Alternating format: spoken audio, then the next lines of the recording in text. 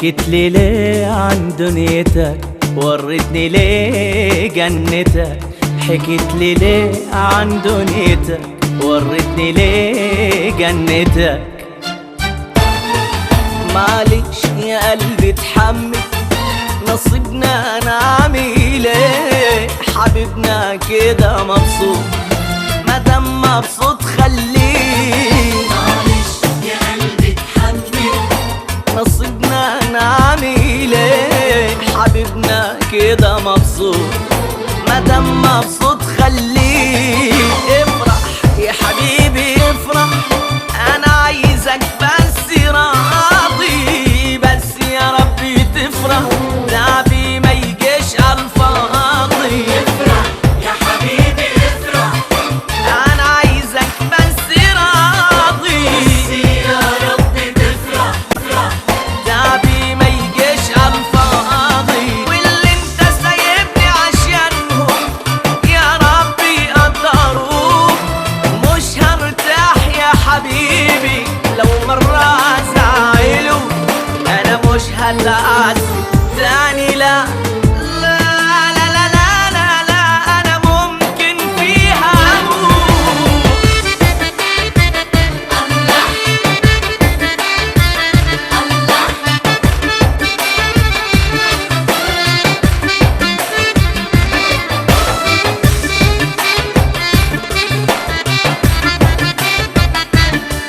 حاسب حاسب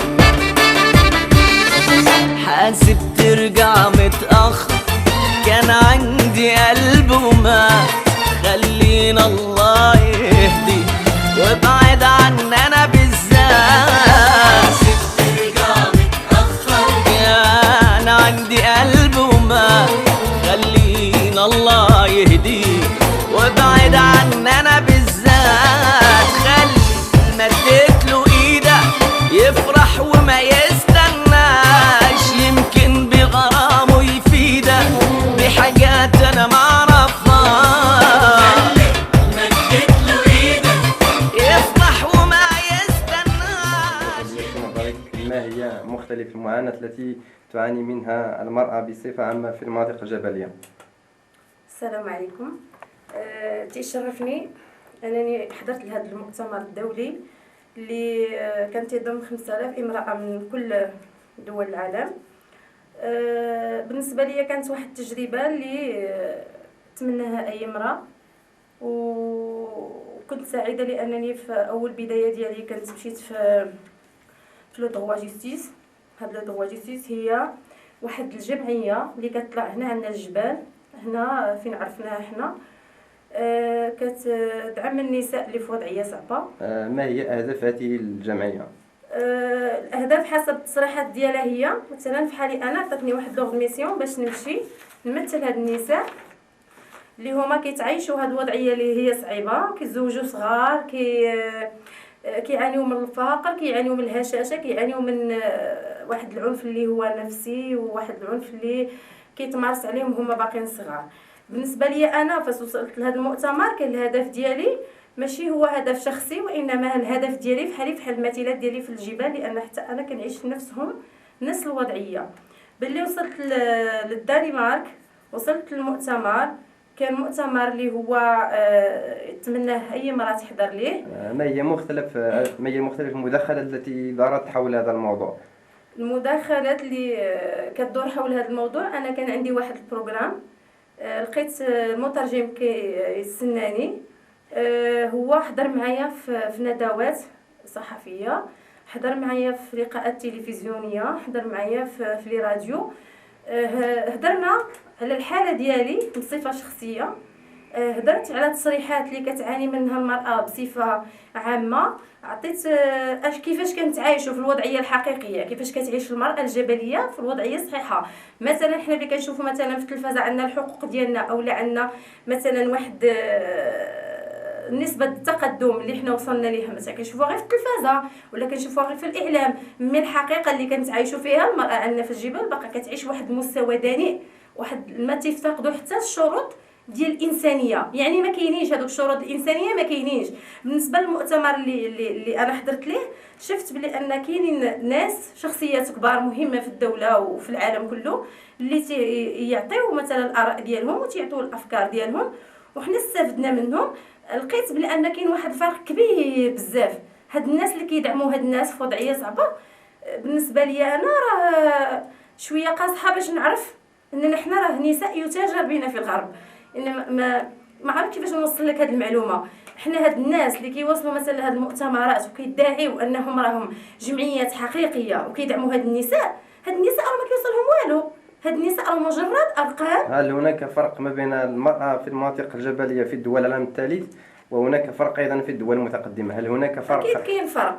الفرق الاول انا قلت لك، الفرق الاول هو اننا حنا لازلنا في عصر يباع، اما هما الحمد لله هما كامل كيعطونا الحلول. هما مثلا كيطرحوا لنا المساعدات، مي هاد المساعدات واش كيوصلوا هاد الناس اللي في الجبال؟ ما كيوصلوش. وانا كدليل تنقول لك عندنا جمعيه وهميه كتدعي انها كتدعم النساء في وضعيه صعبه، وهي غير مجرد ارقام بالنسبه لهاد الجمعيات. انا ما كنعممش، ما كنقولش كاع الجمعيات، كاينين جمعيات اللي كيخدموا بضميرهم، وكاينين جمعيات اللي مخدمين الجمعيات ديالهم للمتاجره. هذا هو القصد ديالي. ملي كنقول لك حنا راه كنعيشوا وضعيه صعبه، الدوله خاصها هي تنتبه لهذه المصيبه الكبيره. حنا عندنا في الجبال واحد الفقر اللي ولا منتشر فحال الداء ديال السرطان اللي كيسبب واحد. كيف وضحي كيف؟ انا نوضح لك. مثلا بحال النساء اللي ولاو كيستقطبوهم مثلا الدواحش، لو كنصدق انا شنو كنقصد بها، هما هاد الجمعيات الوهميه اللي كيدعيو انهم كيدعموا النساء في وضعيه صعبه. هما راه غير مجرد جمعيات، ما عندهمش ما كاينينش الفاعليه، ما كيتفاعلوش بصح مع الكلام اللي شفتو انا في المؤتمر جالسين دايرين على رجل وكيشرحوا لينا، والمراكز ديال الايواء والمراكز ديال الانصات. وهذا انا قلت للمنظمات الدوليه بان هادشي كذوب. انا طلبت هاد الناس اللي كيدعموا هاد الناس سيرتو هاد الناس اللي كيدعموا هاد الناس اللي عندنا في البلاد، يديروا لهم المراقبه، يديروا لهم المحاسبه، يمشيو وراهم. راه كنقول لك حنا رجالاتنا الا مشاو مثلا تيحاربوا في سوريا ولا تيمشيو لليبيا شكون تيديهم؟ كتستقطبهم الدواحش. ولكن حنا ولينا تيستقطبونا الدواحش. يعني باللي حنا وصلنا لهاد المرحله، هذا الدوله فين الدور ديال الدوله؟ فين الدور ديال الوزيره اللي كنعرف بلي ان هي على داك الكرسي لانها وزيره للتضامن باش تحمي هاد الفئه المستضعفه. مي فين هي هاد الوزيره اللي كتحمي هاد الفئه المستضعفه؟ انا ملي كنت في المؤتمر شفت حقائق خياليه، شفت حقائق اللي تقدر تضر ببلادي. لان هاد التقارير اللي كياخذوا هاد التقارير فين كتمشي لمنظمه حق الانسان. يعني حنا ملي كنعرفوا بلي حنا بحال كنضروا بلادنا، حنا كنقولوا الحقيقه. حنا كنعيشوا في واحد الوسط اللي ما عندوش ادنى شروط انك تكون انسان. حنا كنسمعوا بلي انا كاينه اتفاقيه دوليه كتنص على اننا نكونوا مثلا بحال الانسان، مي حنا ما كنعيشوش ديك الانسان. شناهي زعما كنسموه حنا في المغرب العميق؟ واش هذا المغرب العميق ما تخصص ليش واحد الميزانيه اللي تقدر تنقذ هذه الفئه هذه؟ واش ما كتشوفوش بلي ان حنا وصلنا لواحد المرتبه ديال الفقر اللي ولا ولادنا كيشوفوا واحد الرؤيه ناقمه في المجتمع؟ كنشوفوا مثلا عيالات ارامل اللي كيدعيو الناس اخرين في الحكومه انهم وصلوا واحد الصندوق ديال الارامل. واش اخبارك المراه الا بغيت تكون ارمله وبغات تاخذ واحد 2 الريالات راه خاصها مصيبه، خاصها باش تطلع وتهبط وهي ما عندهاش مسكينه حتى 10 دراهم. المراه المطلقه حتى يدعيو انها عندها صندوق ديال تيسير اولا صندوق مثلا ديال دعم المطلقات، هو راه ما كاينينش هاد الصناديق. الله يرحم باكم الا كاينين هاد الصناديق قولوهم لينا باش نعرفوا حنا راه كاينين هاد الصناديق، ولكن حنا ما تنعرفوهمش. باش هاد الناس يستغلوا الفقر ديالنا ويستغلوا الضعف ديالنا ويستغلوا الاحتياجات ديالنا ونوليو حنا نباعوا في الغرب. لا، راه هاد الناس خاصهم يلتفتوا لهاد الفئه هذه باش يلقاو لينا حنا حلول، وماشي حلول ترقيعيه. خاص تكون وقفه جديه باش ما هي الاهداف من هذا المؤتمر؟ الاهداف من هذا المؤتمر هو يوصلوا للعالم والمعاناه الحقيقيه اللي كتعيشها المراه في المغرب اولا في دول اخرى. لان انا الحمد لله شفت دول مختلفه، شفت دول اللي ربما هم عندهم نفس المعاناه، ولكن اللي التمست فيهم هو ان هذوك الناس كيخدموا بجديه. توكل كرمان ناقشتها، جلست معها، عرفت بلي انك توصل المعلومه صحيحه مثلا لواحد الفئه اللي كتعايش بحال الوضعيه ديالنا. عندك مثلا عزة سليمان في مصر كتوصل المعلومه بواحد الطريقه صحيحه. عندك مثلا ريم اللي هي ديال الاردن ومكرم كتوصل معلومه صحيحه. علاش حنا اللي كيتاجروا بينا؟ علاش حنا مثلا كنشوف انا ديكا قدامي كيدعيو انهم تيدعموا نساء في وضعيه صعبه. الله يرحم باكم الا جاو حقوا معنا وشوفوا هاد الناس واش فعلا جاو انتشلوا شي مراه معنا من الجبال، وقفوا معاها، سندوها، سندوا وليداتها، خرجوها لواحد البر الامان.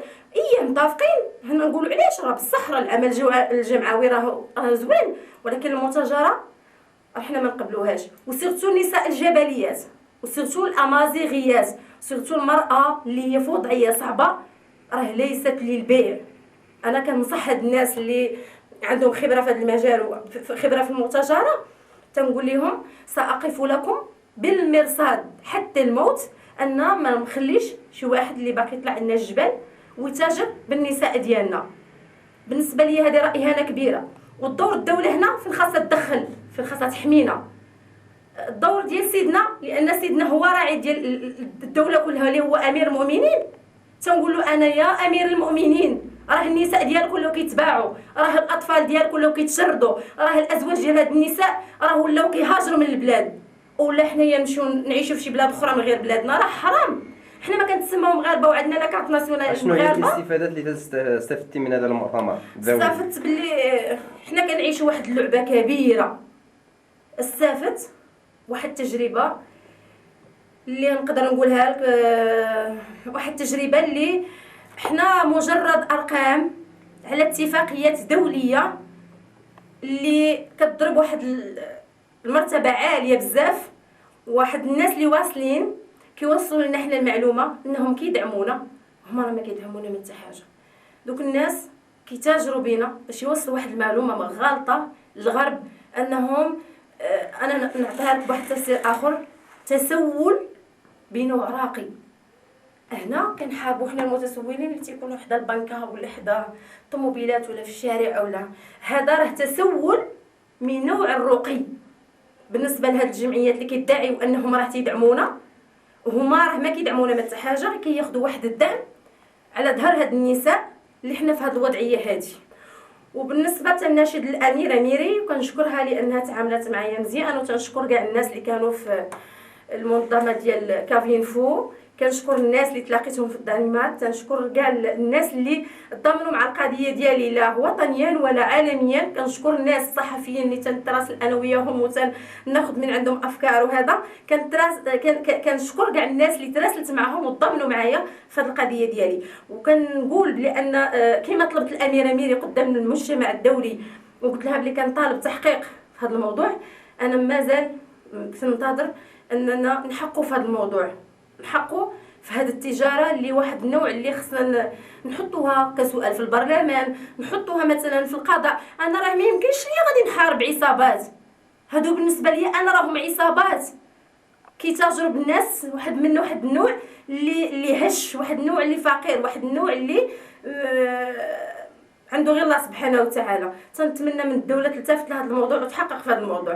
وحنا ان شاء الله غادي نديروا واحد الوقفه احتجاجيه، كنطلبوا الناس والعالم انه ينضم معنا. ما هو دور الدوله في هذه المغامره التي قامت به جليله في الدنمارك؟ الدور ديال الدوله على علم، لان الدوله راه كتكون على علم باي تحركات، وخاصه بان جليله من الجبال للدنمارك شويه راه صعيبه، يعني ما ديرهاش لواحد المراه اللي تقدر تكون شويه كاسكادوره وما ماشي هذا افتخار ولا تكبر ولا هذا. انا بالنسبه لي باش نمشي ونغامر بولادي وبحياتي وبزاف د الحوايج باش نوصل واحد الصوت لواحد المراه اللي هي جبليه، هذيك المراه هي امي، هي اختي، هي خالتي، هي عمتي، هي كل شيء، وعندي غيرتي على بلادي، وما نبغيش مره اخرى نسمع بلي ان المراه الجبليه تباع. والسلام عليكم. شكرا على